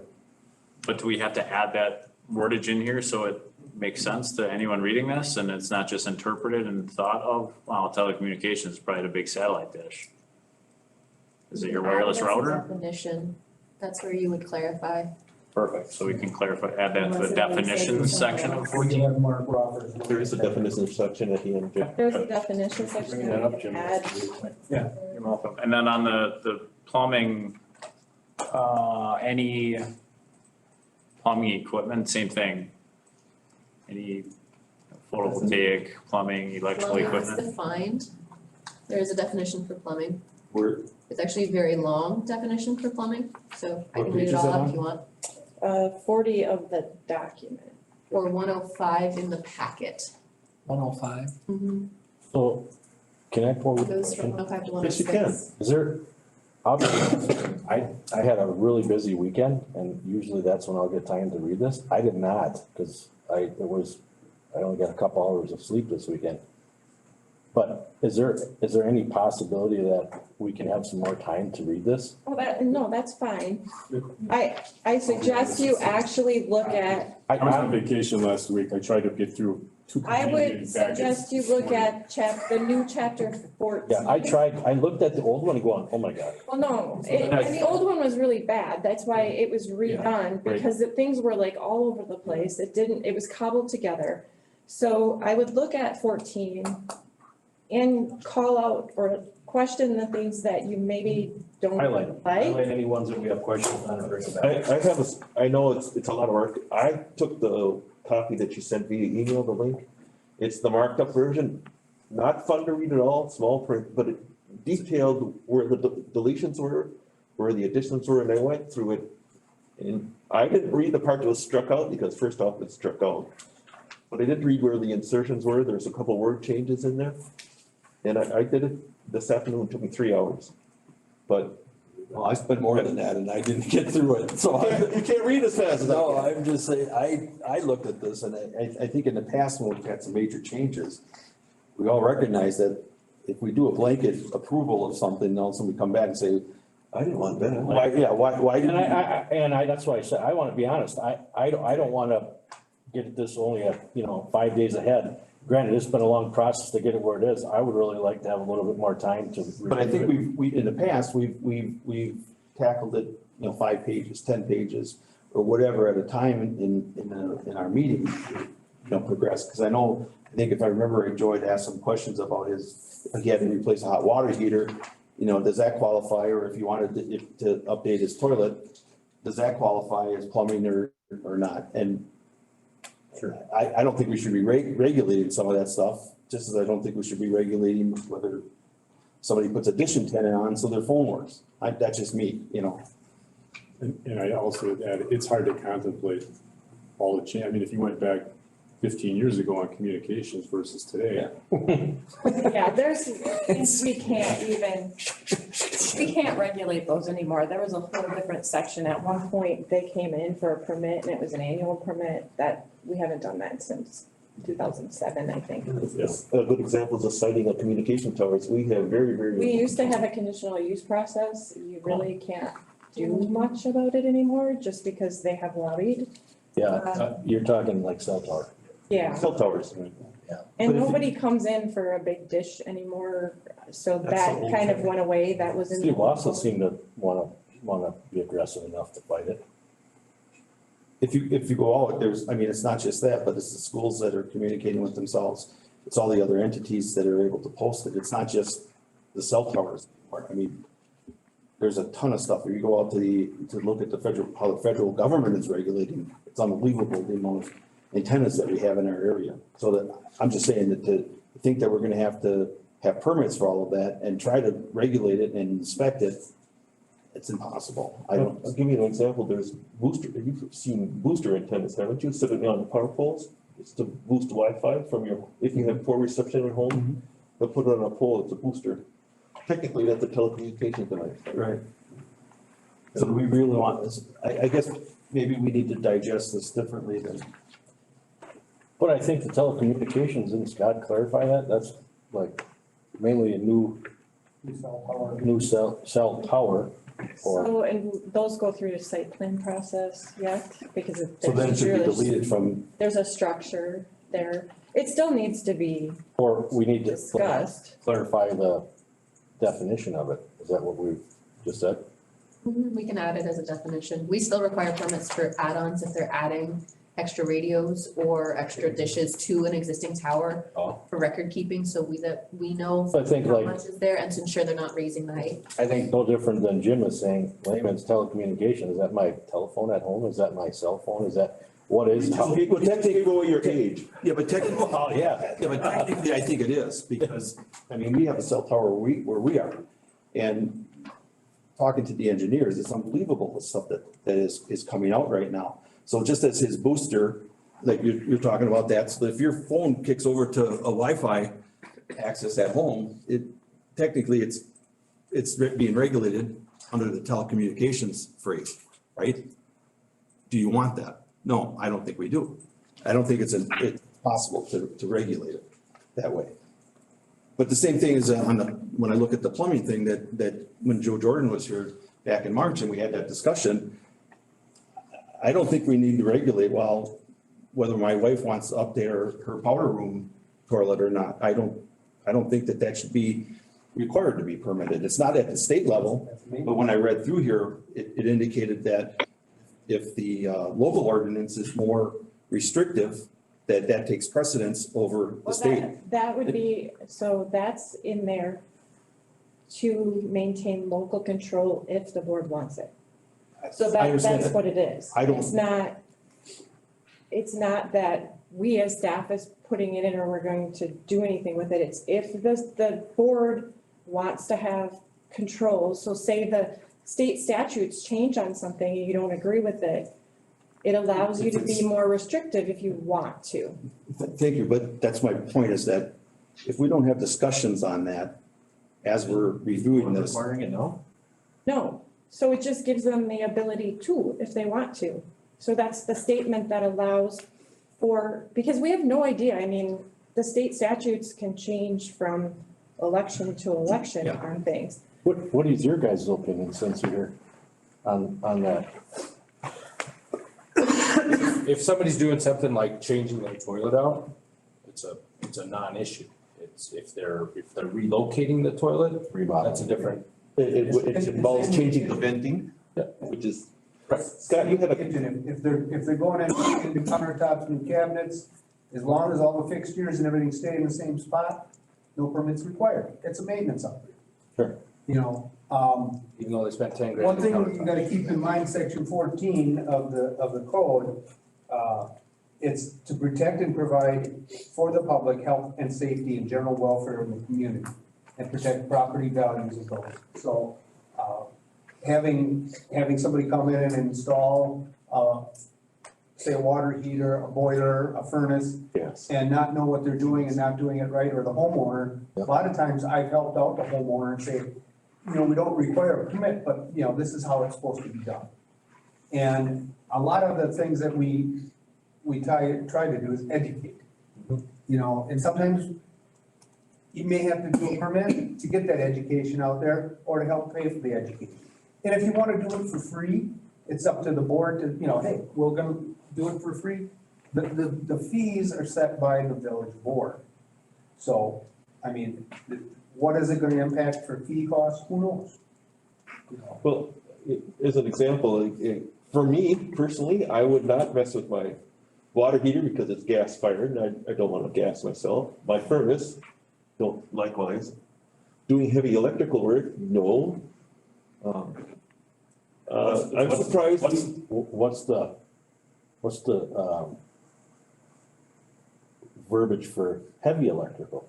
Something more than changing Clarify another, something more than changing an electrical switch or changing, you know. Right now, Something where you touch the wrong wire, you weld your screwdriver to the thing. Yeah. I have one right now that I'm battling with a commercial installation of a split system. They wired it incorrectly. And there's no disconnect outside by the unit itself, which is a code violation plus no service receptacle. But this has been going on for 3 months. And finally, I'm gonna have to send them a letter that we're gonna cite them for it, turn it into the state. So, I'm surprised we don't regulate the installation of radon reduction systems. well, I've seen many of them installed wrong by the homeowners. I won't mention anybody that installed one though. Anyway, so we have some time to look at this. Yeah, I mean, we've been working on this for a while, so it's just, we wanna get it done, so that we have it in place and the addressing thing is kind of hanging there. We do need to contact some people, but we wanna contact them with the right language. Because they do need to do some updates. Jim, did you have something else or? It was on item 10. I don't know if we want to talk about that now or wait until later. Did a good comment previously, so why not? Which relates to this, so I'm good then? You're good? Okay, yeah, so item 10 then, on the occupancy surcharge, completion surcharge. I agree there should be a process, I just think it has to get clarified. Now, the $5,000, like Gary mentioned, that goes nowhere. Does it buy 5, 10 trees? That buys 15 square foot of asphalt? It's not gonna finish the project. It's on the honesty and integrity of the guy that's standing here, the applicant that's putting forth the project of, are they actually gonna do it? Are they gonna pay the parking lot? Are they gonna put the trees up? So I'll tell you what, if it was go against $5,000 or spend $20,000 on landscaping, you can have my $5,000, I don't want it back. So I get the impression, in my thought, it'd be more towards a bond, like a performance bond, it's called. I don't know if there is a correct answer that I have, like That's Gary a struggle. mentioned the bond maybe isn't a good idea. I'm not familiar with it. I can tell you That's not a good point, right? $5,000 is a lot of money, but 5,000 versus 20,000 for landscaping, you can keep my $5,000 all day long. I don't think it's something that's going to get the project done. It's an incentive to come back and do it. But for some people, that's a lot of money. Yep. We have not talked about changing it just because we haven't. I mean, that's the original from, I've been here almost 18 years. That's what it was prior to me being here. So if you want to raise it, that's fine. I mean, I want you to know, we try to work with them. We spend a lot of time. Those guys spend a lot of time. We spend a lot of time trying to work with them in order to get them to comply. So that means them coming back in sometimes for reapprovals or resubmitting things, or, I mean, our option is, I mean, this is how it's happened before.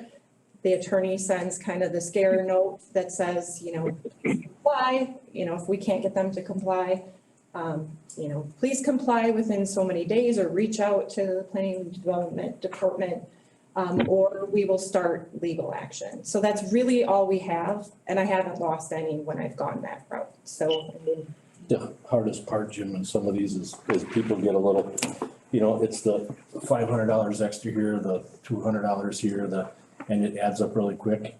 I agree. So I can give you the story of my project. I did the building permit process for the plumbing and electrical and HVAC and every other one that there is. Probably some permits that didn't even exist I paid for. But I got an email back from Mr. Tatro that said, hey, you got to fill out this form, which is the form in question here.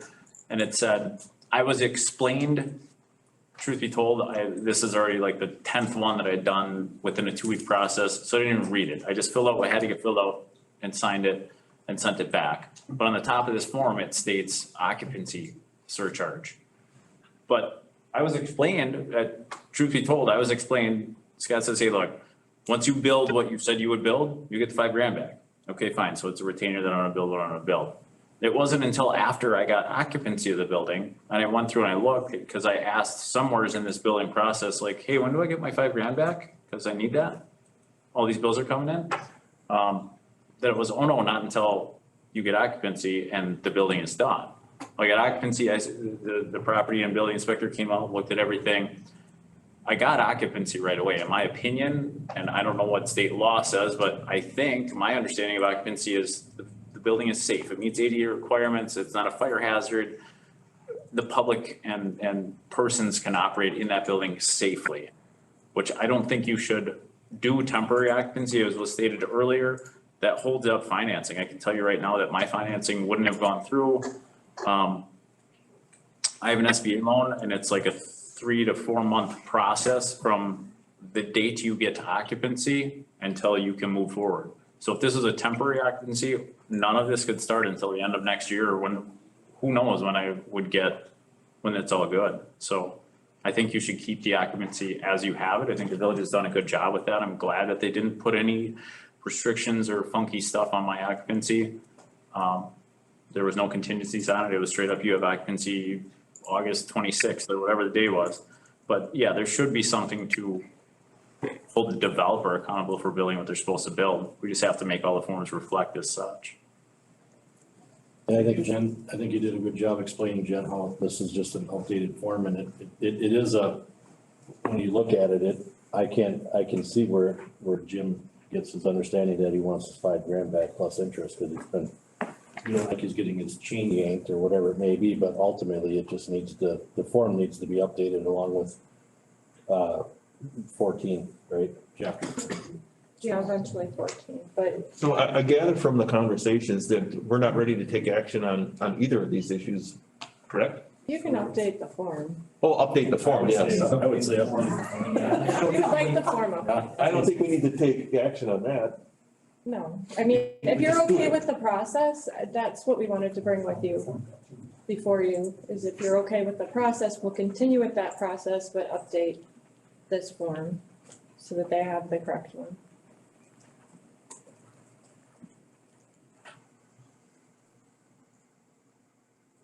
And we'll probably have a different, we used to have two different forms, one for residential and one for commercial. I would like to go back to that. Just because the residential is handled differently. That is more of a straight up occupancy.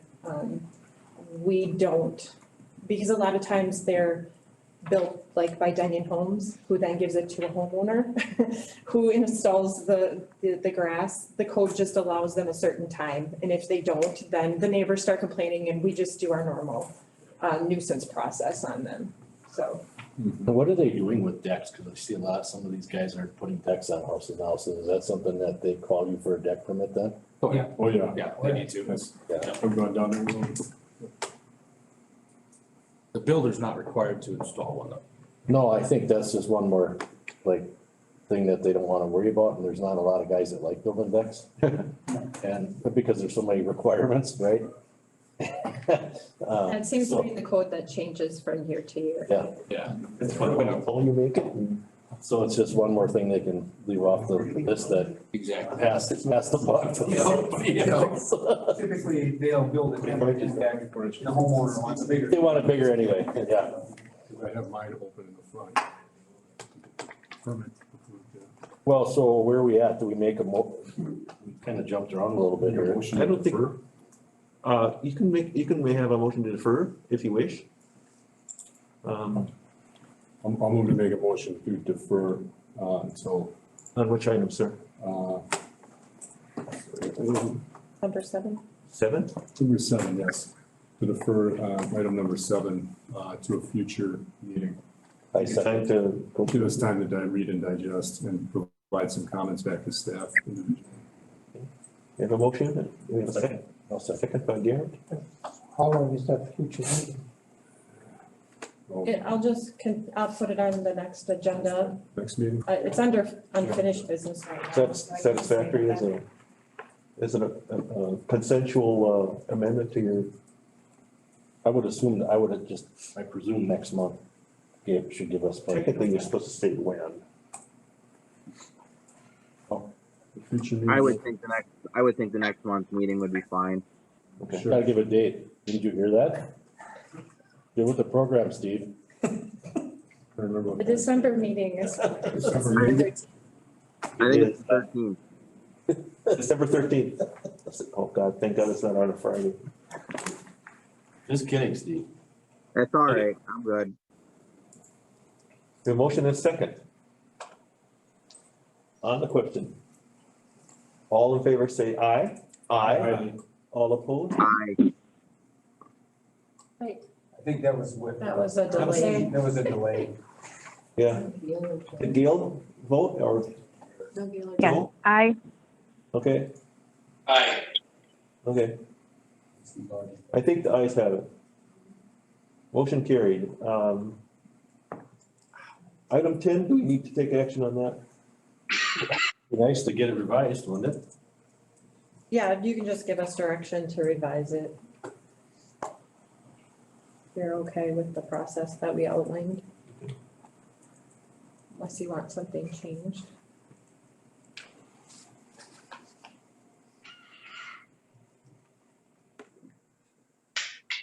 So that's item 10, correct? That is item 10, yes. Anybody? Gail or Joe or Steve, do you have any comments on item 10?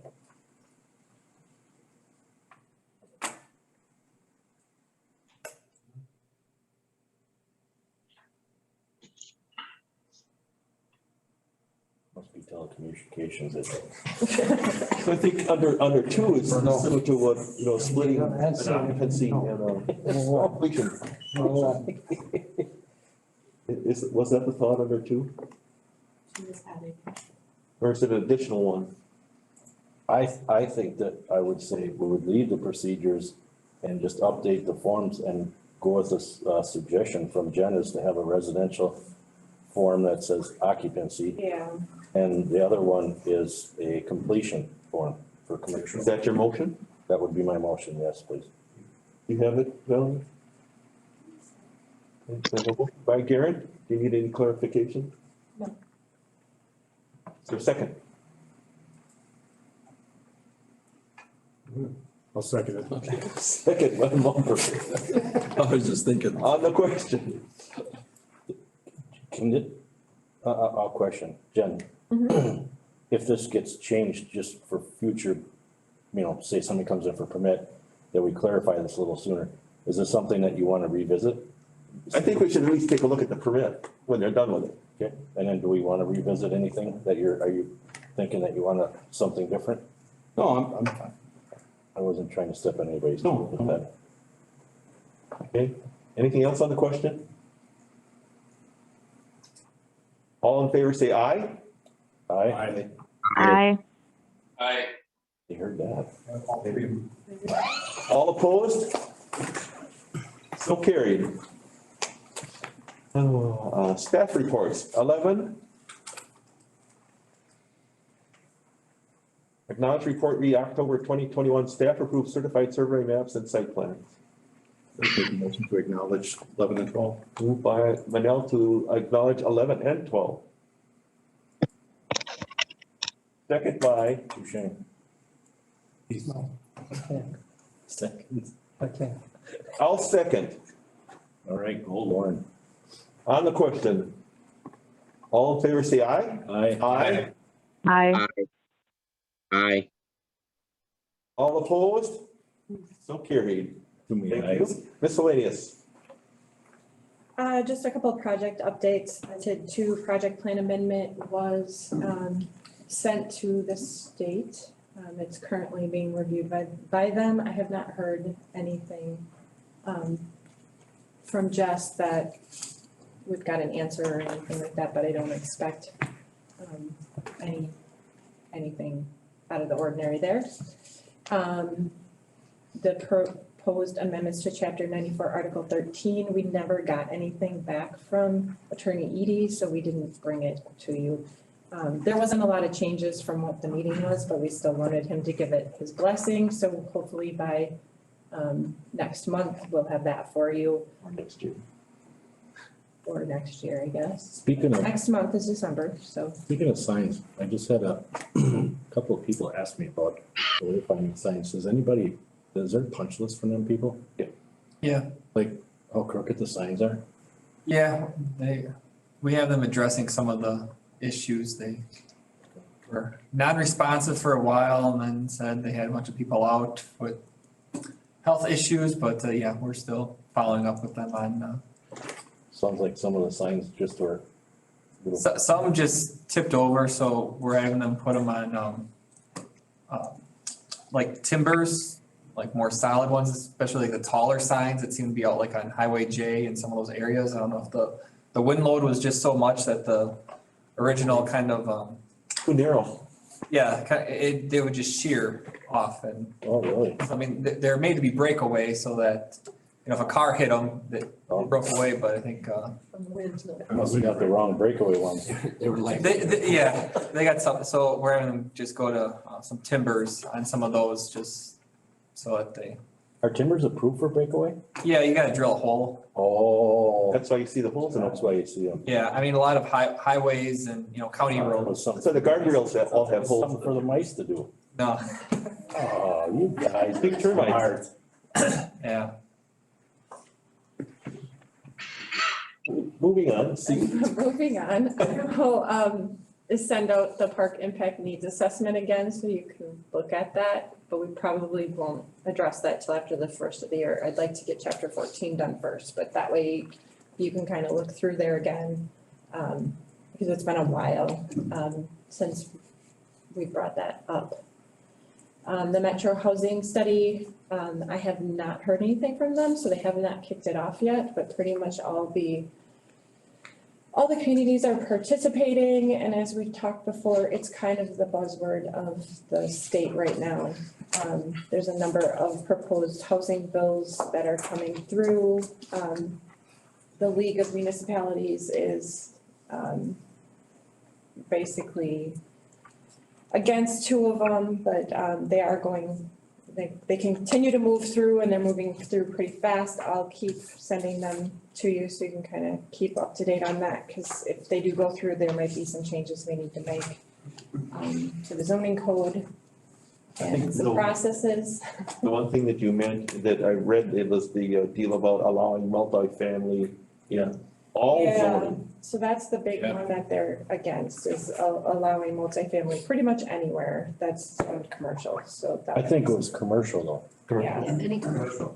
so we just need to make sure that they Either in a don't commercial area. include industrial with that. Industrial 'Cause park. that's one of the reasons why the league is not in favor of that one.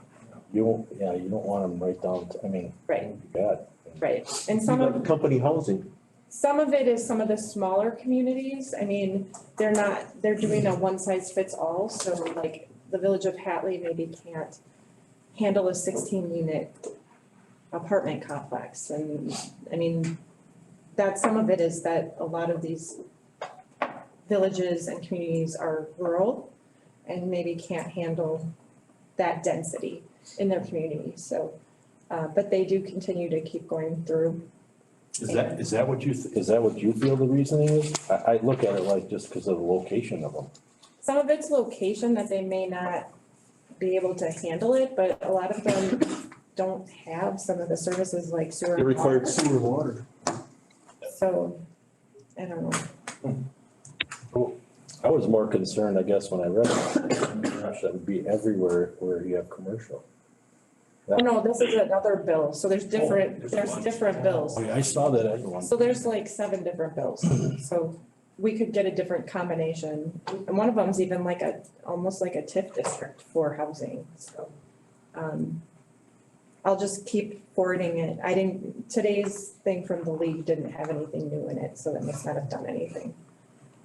And then the last one is we will be, looking to update the comprehensive plan, especially the outdoor rec plan. That'll be something that goes through Park and Rec, but ultimately you are the keeper of the comprehensive plan, so you will be involved with that update and approval.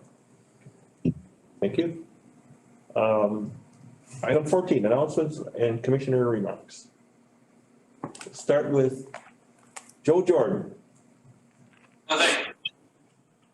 Steve Cronin, I've got nothing. Gail Marshall, Nothing here. Gary Garrett, Nothing here? Roy Mumper, Nothing. Lionel, Nothing. and I have nothing. The next meeting date is Monday, December 13th, 2021 at 6 p.m. Accept the motion to adjourn. Motion to adjourn? Second. Moved by Garrett, second by Mumper to adjourn on the question. All in favor, say aye. Aye. Hi. All opposed? So carried. Thank you, everyone. First left when they do the parking.